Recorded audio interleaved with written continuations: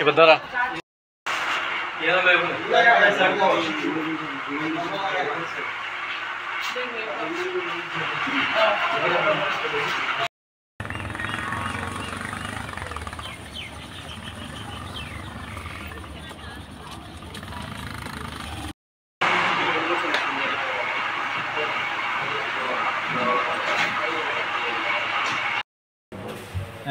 Actually এটা গতকালকেই অপারেশনটা হয়েছে। আমাদের কাছে খবর ছিল যে ওই যে বিকালবেলা একটা ত্রিপুরা সুন্দরী এক্সপ্রেস যায় আমাদের আগরতলা রেল স্টেশন থেকে, তো ওইখানে ওই রেলটা দিয়ে কিছু বাংলাদেশি লোক যেতে পারে এমন আমাদের কাছে খবর। তারপর আমরা জিআরপি থানা এবং আরপিএফ থানা মিলে আমরা আমাদের যে আগরতলা রেল স্টেশনের বিভিন্ন করিডোর আছে, প্ল্যাটফর্ম নাম্বার 1, 2, 3 এবং যে পার্সেল গেট আছে ওই সব দিকে আমরা ছড়িয়ে ছিটিয়ে মানে কিছু পোশাকে এবং কিছু সাদা পোশাকে আমরা ছড়িয়ে ছিটিয়ে পড়ি। তারপর দেখলাম 3জন ওমেন এবং একজন ম্যান জাস্ট ওই এক্সপ্রেসটা স্টার্ট করবে ওই ঠিক আগ মুহূর্তেই তারা খুব স্পিডে প্ল্যাটফর্ম নাম্বার 1-এর দিকে ছুটছিল। তো তাদের গতিবিধি দেখে আমাদের সন্দেহ হয়। তারপর আমরা তাদেরকে আটকে জিজ্ঞেস করি যে তাদের বাড়ি কোথায় বা তারা কোথায় যাওয়ার জন্য এত স্পিডে যাচ্ছে। তো প্রথমে তো তারা ওইটাই বলেছিল যে তারা বাংলাদেশি ন্যাশনাল, কিন্তু আমরা যখন জোরালোভাবে জিজ্ঞেস করলাম তখন তারা সবাই স্বীকার করে যে তারা বাংলাদেশি। এবং এর মধ্যে যে 4জনের মধ্যে 3জন মহিলা এবং একজন পুরুষ। তো একজন পুরুষ সে বলছিল সে কলকাতা যাবে, আর বাকি 3জন বলছে যে তারা দিল্লিতে যাবে। এটা তাদের বয়ান।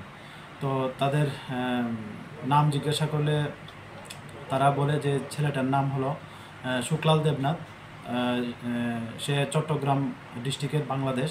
আর বাকি যারা 3জন তারা হলো একজন রোজিনা বেগম, তারা ডিস্ট্রিক্ট নারায়ণগঞ্জ বাংলাদেশ, আরেকজন হলো রুমা আক্তার, ওনার ডিস্ট্রিক্ট হলো জামালপুর, আর আরেকজন আছেন কাকলি বেগম যার ডিস্ট্রিক্ট হলো জামালপুরি বাংলাদেশ।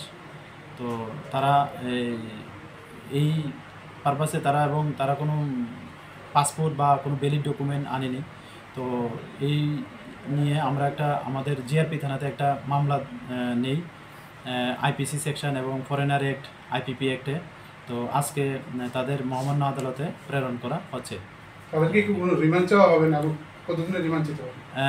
এটা তো এখনো চলছে তাদের ইন্টারোগেশন। তো ইন্টারোগেশনের উপর বেস করে আমরা মানে রিমান্ড চাবো আর কি। তারা কোন জায়গা দিয়ে উঠছে সে বিষয়ে কি আপনাদের কাছে এখন কোনো খবর আছে কি? খবর আমরা বিভিন্ন আমাদের যে ইন্টেলিজেন্স এজেন্সি প্লাস সিস্টার এজেন্সিগুলো আছে তারাও ইন্টারোগেশন করছে। তো আমরা কিছু এটার হিন্টস পেয়েও যাচ্ছি। তো এটা for the interest of the case আমি এটা ওপেনলি বলতে পারছি না। তো এই বিষয়গুলো আমরা অবশ্যই দেখছি এবং এটার মধ্যে যারাই মানে এই লিঙ্কে আসে আমরা অবশ্যই তাদের আইনের আওতায় এনে তাদেরকেও আমরা গ্রেফতার করব।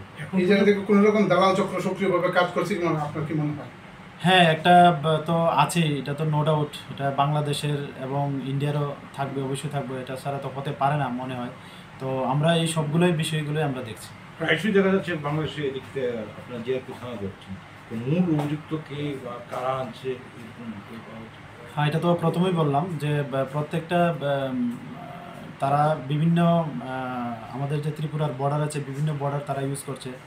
তো আমরা ওইগুলা যারা আমাদের ইন্ডিয়ার লোক যারাই তাদের এরকম আশ্রয় দিচ্ছে বা এরকমের সঙ্গে যুক্ত আছে আমরা দফায় এগুলি আইডেন্টিফাই করে আমরা ওইগুলি প্রায় সময় ওই যে টাওয়ারগুলো আছে ইন্ডিয়ান টাওয়ারগুলো আমরা তাদেরকেও অ্যারেস্ট করছি এবং এই সপ্তাহে এমন অনেকজন হয়েছে অ্যারেস্ট হয়েছে। 4জন বাংলাদেশি ছাড়া আর কি